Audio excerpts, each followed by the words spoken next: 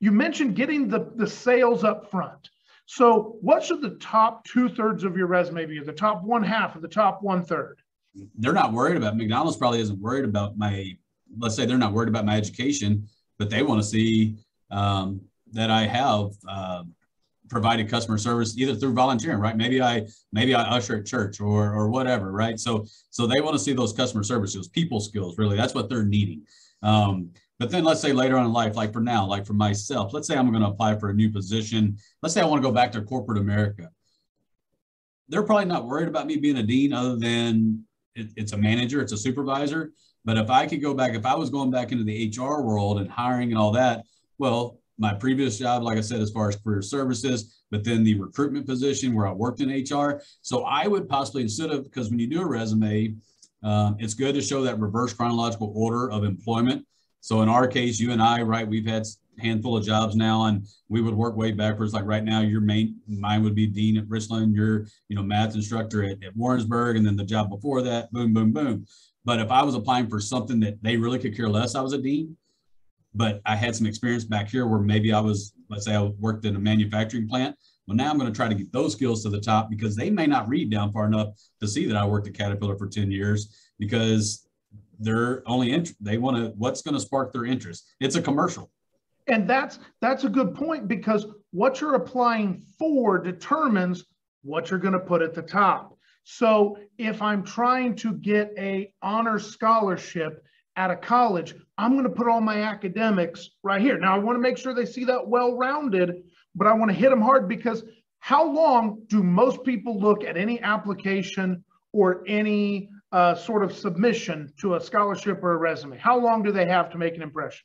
Yeah, I mean, I think the number they say is six seconds. So I always say less than 10 seconds, you have to make an impression with that piece of paper.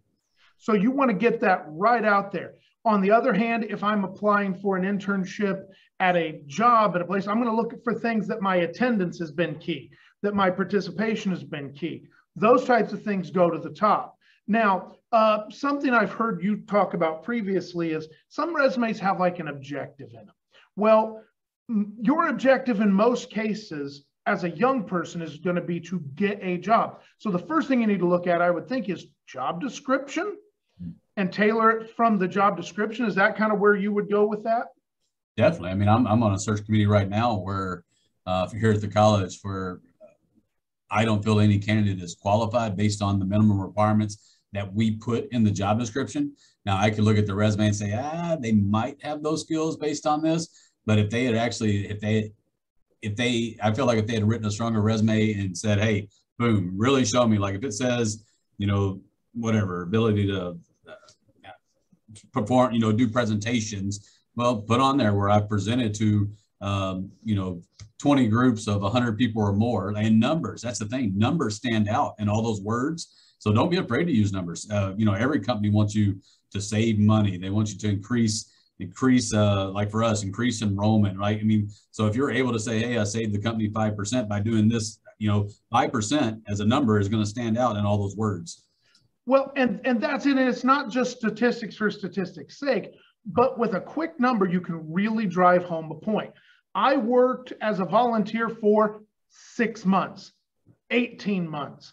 Give them a number. You say, I worked 25 hours a week at my job, because yes, I worked at a job, but somebody could work at a job on the weekend. Somebody could be working 32 hours, especially for young people where employment is kind of that part-time flexible world that maybe, whereas if you or I were showing up and say, I've been a teacher, they're going to expect that I've been a full-time teacher. That's going to be assumed. Right. They're going to assume I have all the key components of that. But for young people, you got to spell it out for them. And I work 5 days a week, 32 hours.